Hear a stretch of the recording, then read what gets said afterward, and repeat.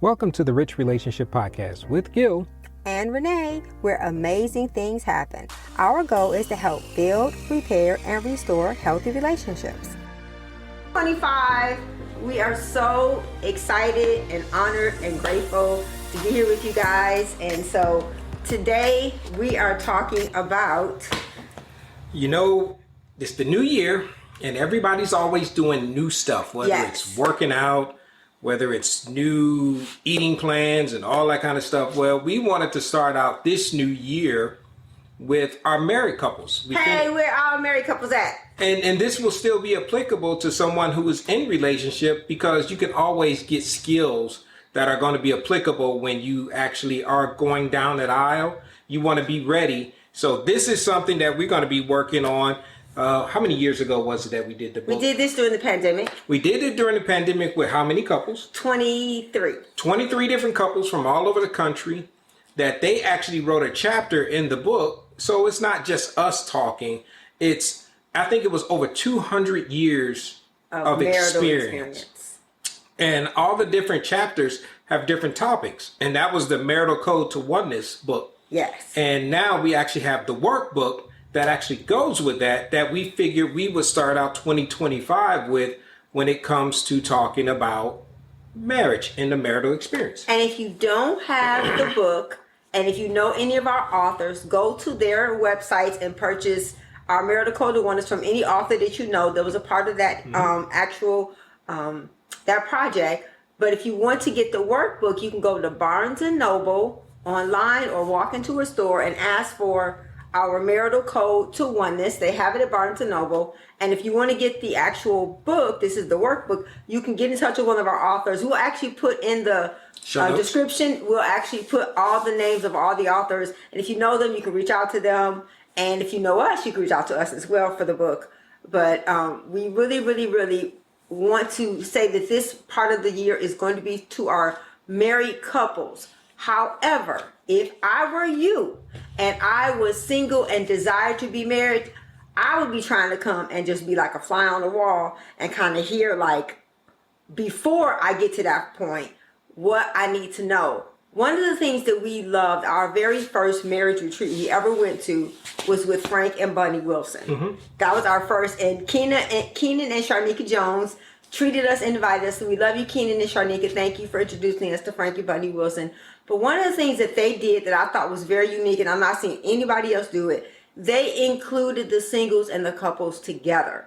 Because so many times, singles think that married people have it going on, and married people think that single people have it going on. But guess what? We all have growth areas and strengths. So we're going to practice that same model of, if you are single and seeking marriage, or if you're single and you are dating, please join us during these sessions as well, because it applies to you. Mm-hmm. You can ask questions, you can put your comments and your feedback. We still want you to be engaged, we want you to be involved. And so we just thank you. You know, one of the things I appreciated about the way last year ended out, I think it was a few episodes that we did, we had more engagement from this type of format. And that's what we're trying, different things to bring you the information that God has put on our heart to bring to you guys to invest in your relationships. Yes. So that's what our main goal is to do. Yes. And if you've gotten something out of it, I appreciate everyone who chimes in with the chimes or the chats and everything. We're reading those comments, and we're trying to incorporate that into the conversation. But if you have something to say or comments or even on topic or off topic, we welcome it. Yes. Be positive. You know, as we going into the new year, sometimes people just want to poke just for the sake of poking for whatever reason. Well, we like to say, hurting people hurt other people. Right. But what we like to say is we are trying to make investments and bring value to you. So if you're not bringing value, we're going to ignore you. Yeah, simple as that. We're not going to even comment. We're not going to even say it, you know. Yes. And I've seen it where people in the comments in the chats usually jump on the other people who are jumping in there who bring in the negativity. So be positive and try to be helpful. Be inquisitive. If you want to know, we don't know everything, but we will share what we know. Absolutely. So we are going to be talking about what today? We're going to be talking about the difference between working in and on your marriage. This is in the beginning of the book. It's in the beginning of the workbook and in the beginning of the book. And it was something that I thought was an important thing to focus on, because throughout the workbook, it asks you questions. But I want you guys to understand why it asks you those questions. Because how many of you, sometimes you don't read the beginning of the book, you just start going into the first chapter. With our books, you don't want to do that. There are always going to be nuggets and insights into who we are and why we do what we do at the beginning of the book. So the beginning of the book, it talks about working in your marriage and working on your marriage. Well, and I see here that Longball, I think that's Longball actually put in there. That leaves me out. Nope. No, it doesn't leave you out. Maybe you missed the beginning, but we said you could be a fly on the wall because this stuff is the information that is applicable to when you actually get married. So by all means, stick around, still stay in and hang out. But the reason why we actually titled this chapter was when we first got married. I went back to work after we were got married, literally the week after. We were 21. Yeah, we were very young. And anybody in my married couples, how many people try to give you advice about when they find out you're a newlywed? Everybody just comes with a list of what you need to do and what you don't need to do. Well, that happened to me when I went back to work. My supervisor at the time, trying to be helpful, basically said, if you just want to have a good marriage, you just need to work on your marriage. Yeah. And I said, okay. And I'm sitting there waiting for some kind of nuggets or some information. And that person gave me zero. Nothing. Gave me nothing. And I thought about that and I was like, well, you know what? What does that really mean, working in and on your marriage? And I took that, and that was literally at the very beginning of our marriage. And God sowed that into my heart. And I always kept that in the back of my mind as we have grown in our relationship of 36 years. We just celebrated our anniversary a couple weeks ago, or actually last week.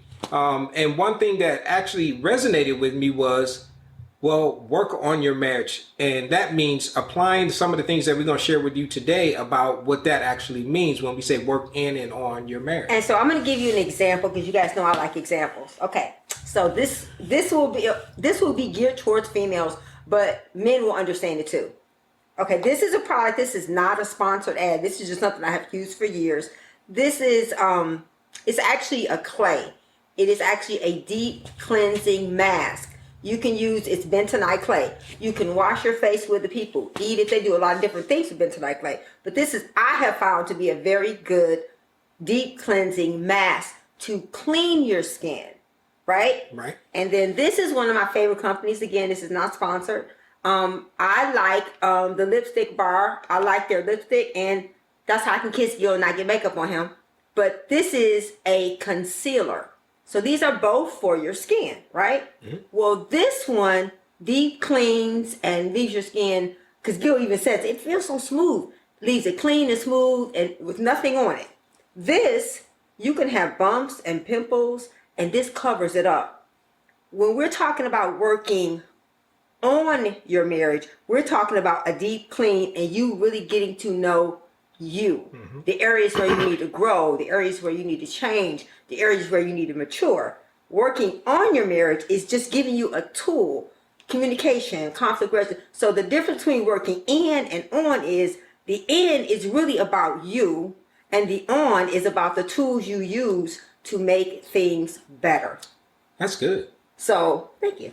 That's what the Lord gave me. That's actually pretty good. So that's what we talked today. We're talking about working in your marriage. So the very first one that we actually talk about, Renee kind of mentioned it right there. We're on. So it's you. On. Now I'm going to always remember this, y'all, when it comes to the clay. So when we say on, that's number one. That's number one is actually that personal inventory. When you think about personal inventory of an individual, of yourself, if you've looked at any of the other videos in the past, all the videos we got out there and all the stuff we talk, or even if you've seen us teach live and things like that, we are always talking about assessments and inventory and doing some self-looking and doing some journaling.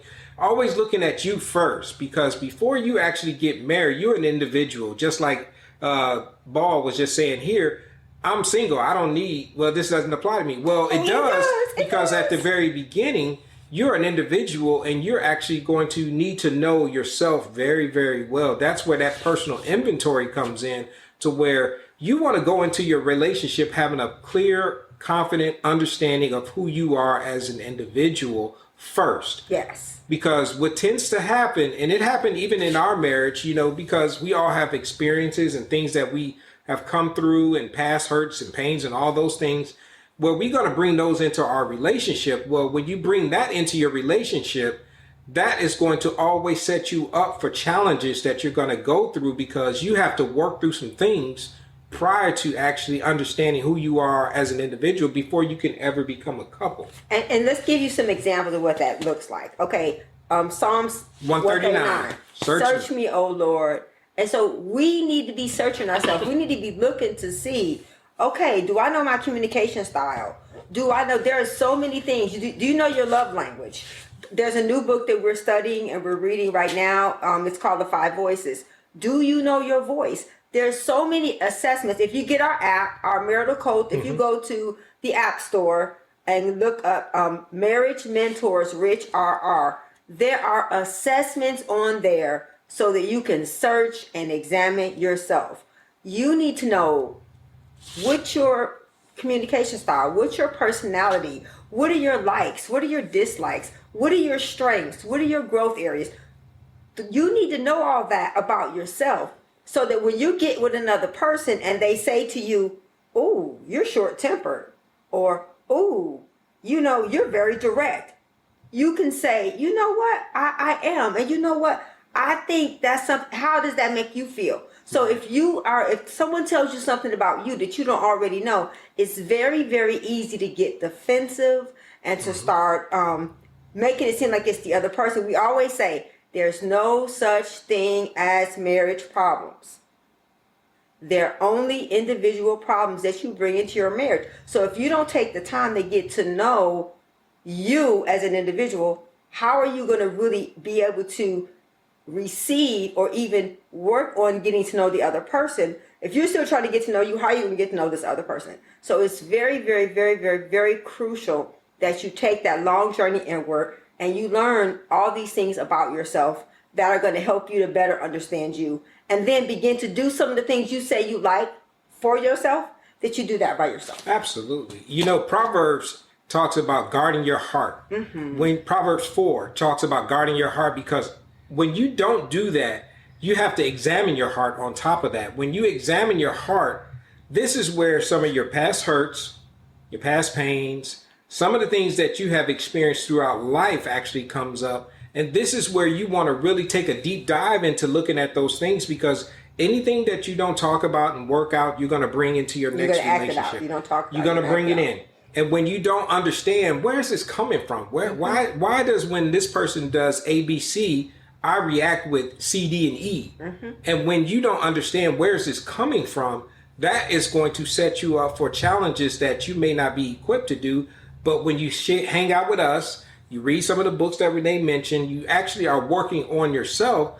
That's where you become aware of the things and the challenges that you have had in your life that actually are going to set you up for success. Because the beginning of it is God put two people together. And even in your relationship, it's got to be 3.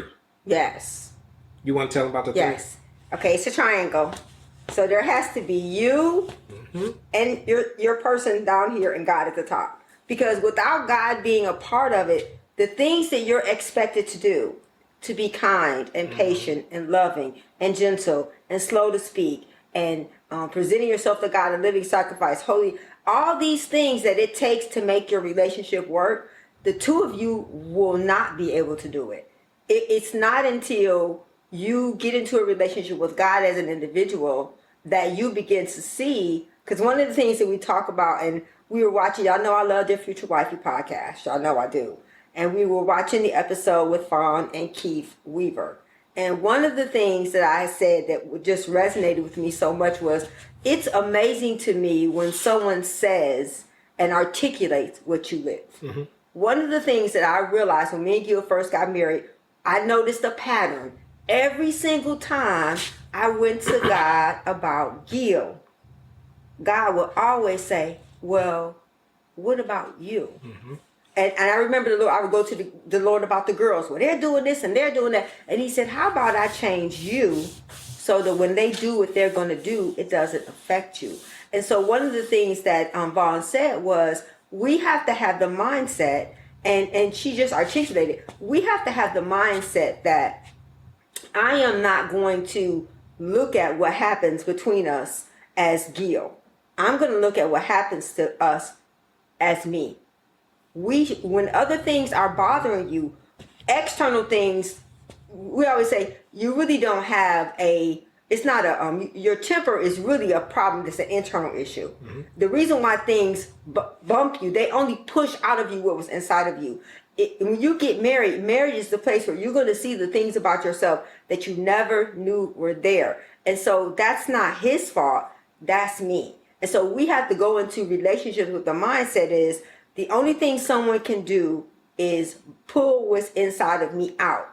I need to find out where it came from, how did it get there, and change me. So we have to approach situations with the mindset that I only have control over me. It's always easy to find the growth areas in others. Yeah. And seeing that the Bible talks about it in Matthew about remove the plank from your eye. One thing that we have to focus on, especially when you're getting into another relationship, it's easy to identify problems. And just like Mr. Ball is just saying here, when that problem comes up and the person doesn't want to focus on it or doesn't want to respond to it in a way that actually says, you know what, we need to work on this. That's why God partnered you in with somebody, and you're going to find that more than likely this person has some strengths in the areas that you have growth areas and vice versa, because they are the things that God is bringing to you to help you get through those things. Because if not, they wouldn't be growth areas. Yeah. You wouldn't have any struggles. You wouldn't have any problems. Well, and it's all about how you respond. Because if something, I gave the example about when I burnt the fire outside, and Gil came and said, in a marriage, in order for any relationship to have longevity, there has to be this one thing that is like a superpower, and it's called humility. We have to approach each other with loving kindness. And if you don't start off with that, because most people have it in the beginning. When they first start dating, you're so nice and kind and gentle, you don't want to hurt their feelings. But then the longer you've been together, the more abrasive and the less respect and restraint you have for one another. Mm-hmm. You have to have that same level of gentleness and kindness. And one of the things that me and Gil have as a rule is that I already know that if he's saying something to me, it's because he loves me. He wants to make me better. It's not because he's trying to destroy me or he's trying to hurt my feelings. And so there's some guidelines. Number one, God has to be at the center of it. Number two, you have to have humility. And number three, you have to understand he is here or she is here to have my back and to make me better. And sometimes a part of making you better means they're going to say something that you may not like. And so you have to prepare yourself for that. So I know how Gil is. I know how his mind works. Gil's very analytical. Gil is a thinker. He is a visionary. He's looking at the future. And that's not the way I operate. And so I had to learn how to say, okay, babe, I see how that could be beneficial. Mm-hmm. Whereas when I was younger, my thing was, and one of the things I came up with, you always blow out my candles.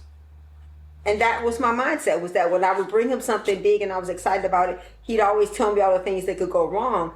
And instead of seeing that as a negative, I had to see that as provision and insight. When you think about the relationships that you're in, you have to credit the person with having your back. Yes. You have to credit the person with the righteousness and the positivity that you're seeking, or you probably wouldn't be in a relationship with them. If you automatically gravitate to a negative aspect of this person who you are actually spending the rest of your life with and want to spend the rest of life with, and then you are already crediting them with undermining you or doing something negative towards you, you may have to do some more reassessing and reevaluating. Maybe there's issues that you have unresolved as far as trust issues or unrealistic expectations or things that you have brought into the relationship that this person had nothing to do with. It could have been from past experiences that you have brought into the present relationship, or even in your marriage, that you say, you know what, this person, I know Renee is never going to try to hurt me intentionally.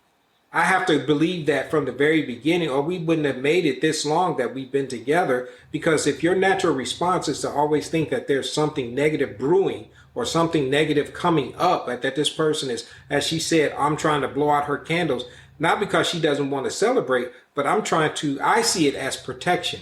When you have this person, I think as a man, we naturally are we going to protect mode first? Yes. That's our normal default. That's just what we do.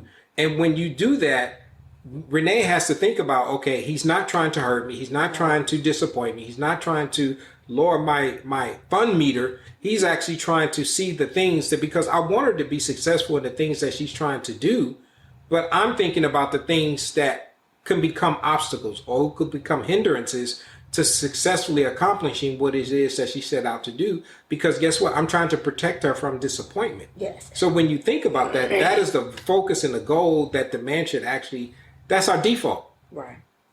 And it's important to understand that when you get married, the two, it's called our marital code to oneness. The goal of marriage is for two different people to become one. Mm-hmm. And that takes three. That takes you, God, and the other person. Mm-hmm. But does that mean you become the same person? No. It means that I look at his strengths and I see them as a benefit, even though they may feel foreign to me. And he has to do the same. Because there's things that I'm going to introduce him to that he may not have ever thought of. And he could dismiss it as, oh, that's not necessary. But a part of becoming one is realizing that everything about me is not right and great. And everything about him is not right and great. And everything about me is not broken and wrong. And everything about him is not broken and wrong. And so it's really understanding and knowing yourself and knowing, I know my growth areas. I know my strengths. Mm-hmm. I know the things about me areas where I need to grow. And in a marriage relationship, and even in your friendships, that's what that rub is going to come from.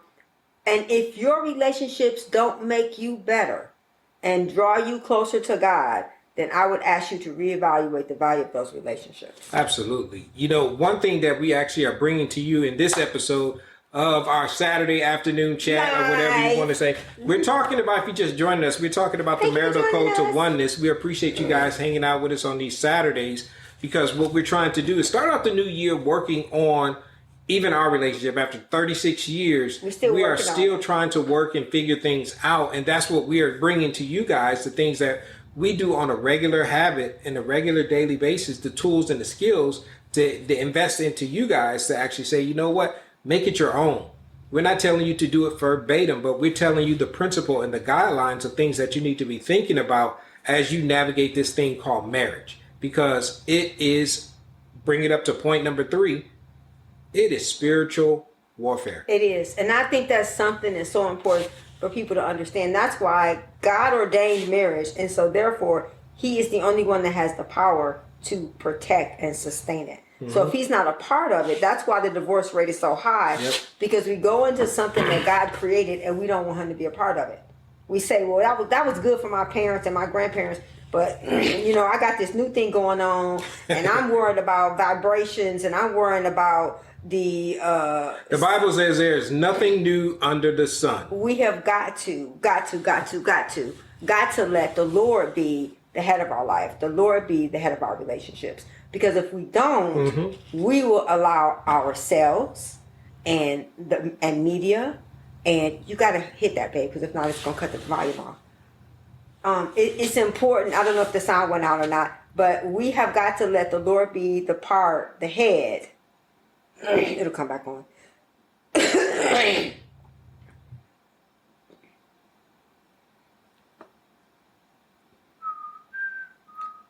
Okay, YouTube, come on back on. I wonder if it's still filming, or how long did we go? 23 minutes, and it stopped. Did it? Yes, no. Why is it on 1 minute? And there we go. We just had a hiccup. Sorry. We were just going to hit that button to say, oh man, we went. No, we did it. We still here, NW. We still here. Sorry, we're here. And so, can you hear us, NW? Put a thumbs up or thumbs up. Give us some hearts. Give us some hearts. If you can still hear us.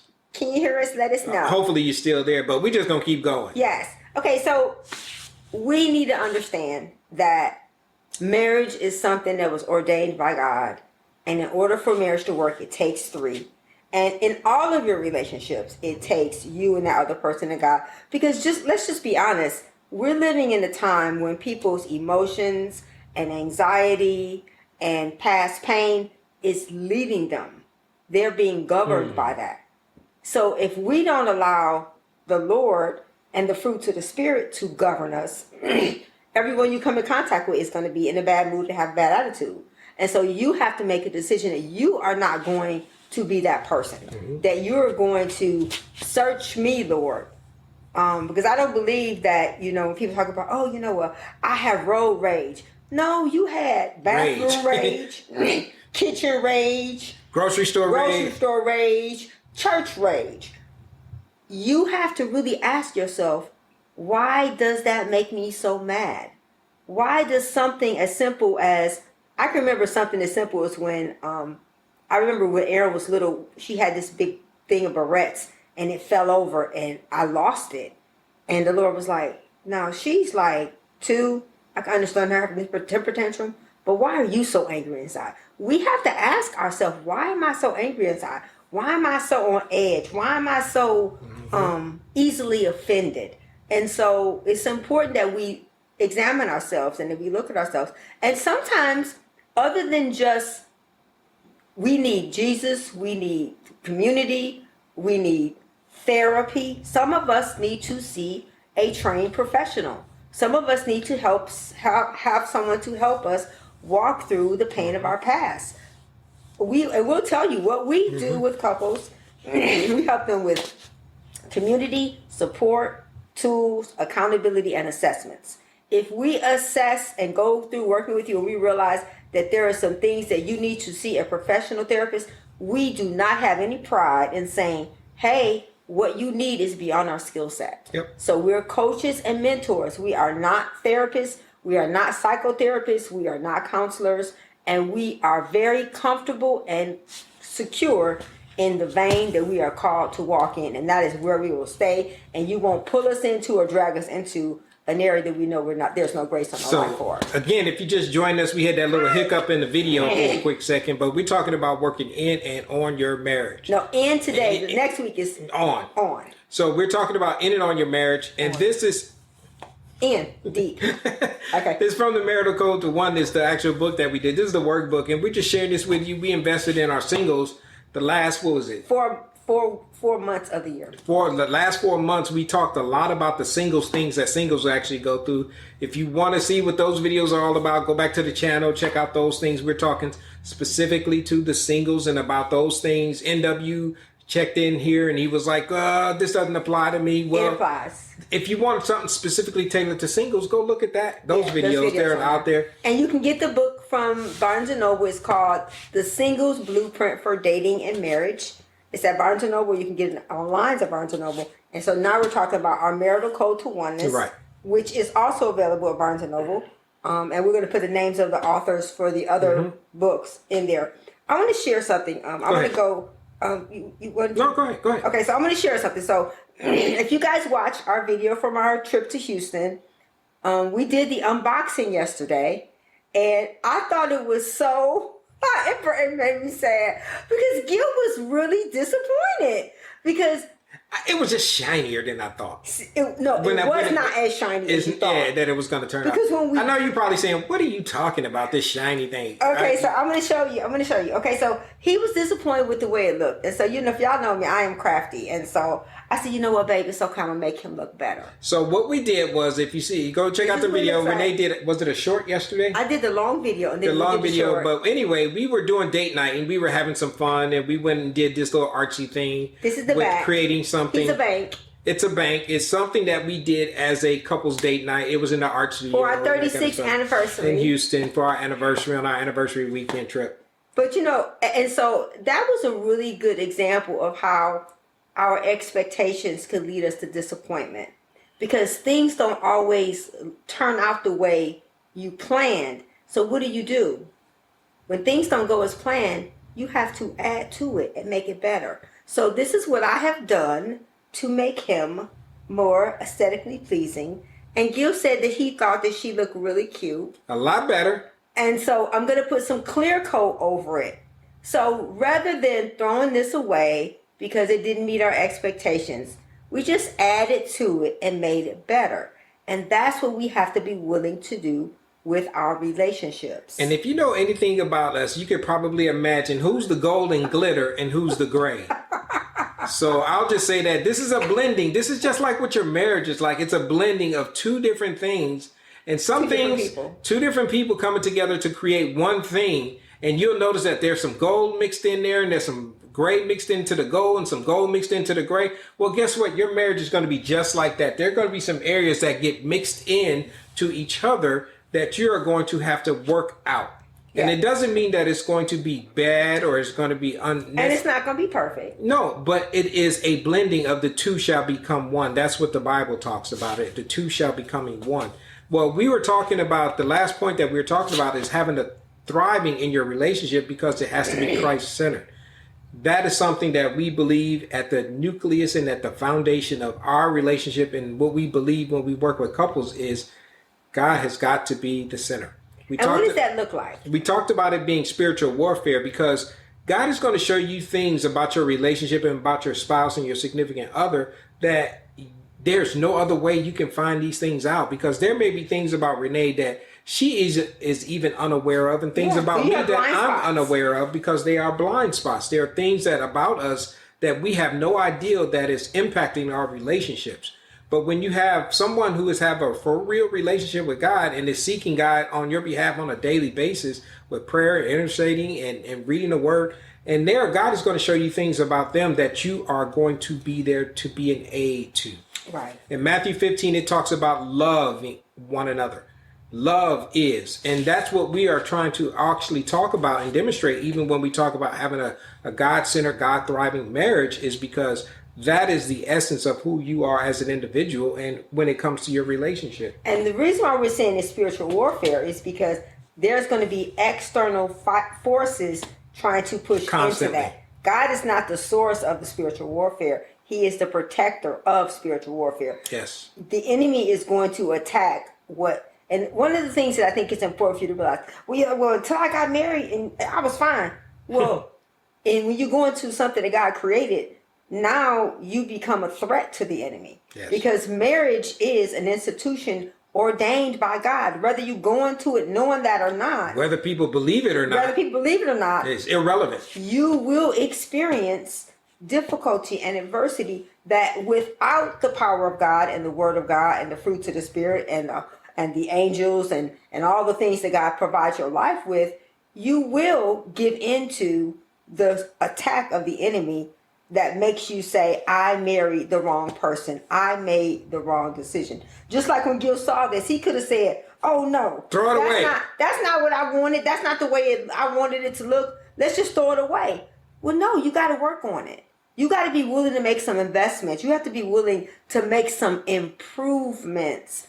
And it has to reflect you both. And so I think it's important that we understand that just like some of the things that some of the decisions we make and the projects we create and the choices, you're going to be willing to go through the difficulty and the adversity and be on the other side of that, because you will never become everything you want to become without some adversity, without some difficulty, without some pulling. And then the other thing, without all those things, but also without the selflessness. Oh, yeah.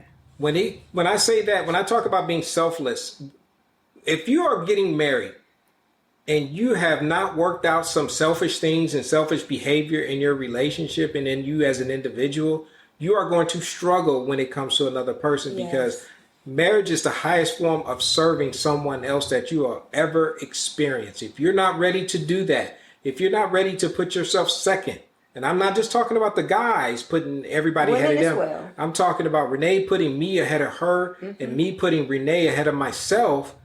You should stay single for a little while. Yeah. And if you're married and if that's new information to you, well, we challenge you, because we have realized that the more I put Renee ahead of me, goals, dreams, aspirations, desires, and all those things. And the more I put you ahead of me, goals, dreams, aspirations, priorities, then you'll be amazed at how I'm able to accomplish the things that I want to do, and she's able to accomplish the things she wants to do by two people working on it together. But that comes from, I came as a whole 100% person. Goes back to the first one, doing that self-inventory. So I'm not losing myself in him. I am prioritizing him over me because I'm just as valuable. And so I think sometimes kind of people get confused between the two becoming one, or prioritizing putting him first. Putting him first does not mean that I'm not valuable. It just means that I say, what do you need, baby? Mm-hmm. And then so I'm putting him first, and he's putting me first. So we're basically, God is teaching us how to love the way he loves, because God gave. God didn't just talk. God gave, and he showed, and he served. Jesus came to serve. And so I really believe that when we operate the way God has called us to, marriage is attractive to people around. They see it. There's something different about you. There's a glow. There's a smile. There's a lightness. And it comes from letting God carry the burden and not you having to do it. And then another thing to help your relationship thrive, and as far as being Christ-centered, is thinking about, do you have those unrealistic expectations when it comes to your relationship? When we have those unrealistic expectations and we bring them into our relationship, just like this person said, it could be utterly nonsense. Baby, so give some examples of men's unrealistic expectations.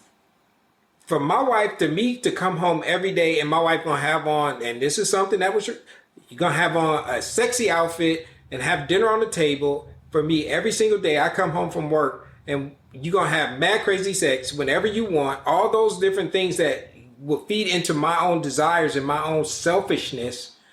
That is realistic nonsense. Okay, so I'm going to talk about some of the uncommunicated expectations that we bring as women. Well, he's supposed to know what I want. I shouldn't have to tell him. I shouldn't have to ask him nothing. We've been together long enough. He should be able to read my mind. We bring some very unrealistic, we bring some uncommunicated expectations to the relationship. We sometimes feel that by not saying anything, that it's up to him to figure it out. One of the things that I used to do when we first got married, when I would get mad, I would just be quiet and I would be looking out the window. I'd be turning away. Come on, ladies. Y'all know y'all do it. I would be in the car. In the car, looking out the window at the other way and trying. It's like, what's wrong? Nothing. What's wrong? Nothing. That's so childish that you're having a temper tantrum and you want somebody else to pull you back. A part of having God in your life, when Matthew says, remove the plank from your own eye before you move the splinter. I remember asking the Lord, well, why do they have a splinter and I have a plank? He said, because you're always working on other people. Sometimes as women, we're really good at figuring out what he needs to do. Everybody else needs to do. And he needs to do that, and he needs to work on. Sweetie, what do you need to work on? Sis, rich sis, what is it in your relationship that you need to work on? With your friends, with your children, with your spouse, with the person. What is it that you need to work on? You need to know that. One of the things I challenge us this year is you should know your own growth areas. You should, not just your strengths. You should know your growth areas. What are some of the areas where your personality needs to be tempered by love, joy, goodness, faithfulness, gentleness, meekness, self-control? Because one of the things I know that we have a tendency to say, this is just my face. Well, if that's just your face, then is that face inviting? We use our culture as an excuse to be not so inviting and kind and warm. You know, I'm not saying you have to be someone else's personality, but I do believe that we have a responsibility. Love, joy, goodness, faithfulness, gentleness, meekness, and self-control. That's not my standard. That's God's standard. That's in the Bible. And so, fruits of the Spirit. So I challenge us as women to be very much aware of our own growth areas and to be able to express and communicate that to someone who is close to us, so that they can hold us accountable so we can get better. So we appreciate you guys hanging out with us. We just sharing with you guys. We are talking about the marital code to oneness. We're talking about working in and on your marriage. In your marriage. We're talking about deep. Going in. If you want to know why she's holding up this working in your jar. marriage, you got to go back and watch the video. We're going deep. We're working in our marriage, which means we're working on ourselves.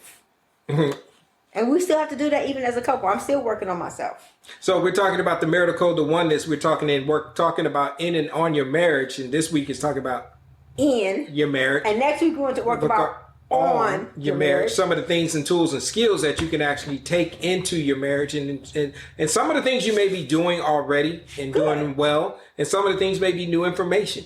All we're doing is sharing things with you guys of 36 years that we have practiced in our marriage, that we've been working with couples for over 20 plus years. Yeah, 20 years when it comes to how to make the relationship better, because we all can get better at this thing called marriage and at this thing called relationships. Yes. And one of the things, I remember watching this video, there was this famous athlete, I don't remember his name, but he was like one of the best golf players, and he said that every year, at the beginning of the year, he goes back to the basics, because by the end of the year, you've gotten away from the basics. What are some of the things you're going back to? Like, I decided this year that I am going to read, like last year I read through the Bible with the Bible app. I love the YouVersion. This year I'm reading the Bible.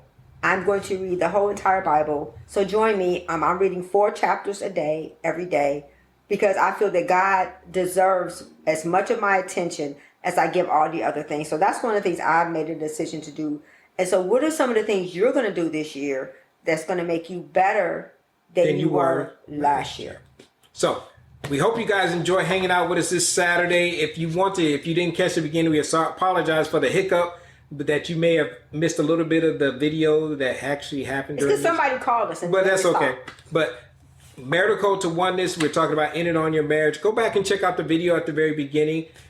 Do all the likes, subscribe, share, and all that stuff. Yeah, subscribe, share, turn on the bell. Okay, y'all, this year. I celebrate y'all for last year. Hallelujah. You guys did great. We had 2,000 videos. We had 38,000 followers on Instagram, on YouTube. And you guys, we have 3.3 million views on YouTube. We want to get to the place that the people who are watching our videos are subscribers. We are getting a lot of views from people who are not subscribers. We want you to, not just subscribers, that you're not subscribing, and there's the bell notification not being turned on. We need you to subscribe. We need you to do that. Turn on notifications. Turn on notification so that you can help us, because it helps us to help other people, and it helps us to, it helps YouTube to know that, hey, this is something people want to watch. So share it with other people. Thank you for watching. We love you. If you have comments and questions, put them in the chat. We're going to give you some time. If you guys want to ask some questions, please feel free to do that. If you want to reach out to us personally, reach out to us, help@richrelationshiprefuge.com. We'll answer your questions. If there's topics you want to talk about, we can create some shorts about it. But this year, we're going to continue to just be available and to be Jesus' hands and feet. Be someone you can know and trust and touch. And we'll have some book signings coming up this year too, to a city near you. So stay tuned for that as well. Thank you guys for hanging out with us. Thank you for your investment in time. We do not take it lightly. We appreciate it. Thanks for all the comments. And we will see you guys next weekend. Thank you for listening. Thank you for your investment in time. Remember to subscribe to the show and hit the notification icon to be notified when new episodes are posted on the podcast platform that you're listening from. Or you can always find us on our website at richrelationshipsus.com or our YouTube channel, Rich Relationships with Gil Renee. If you found this podcast helpful, or you think it could help someone that you know and care about, please pass it along and share it with them.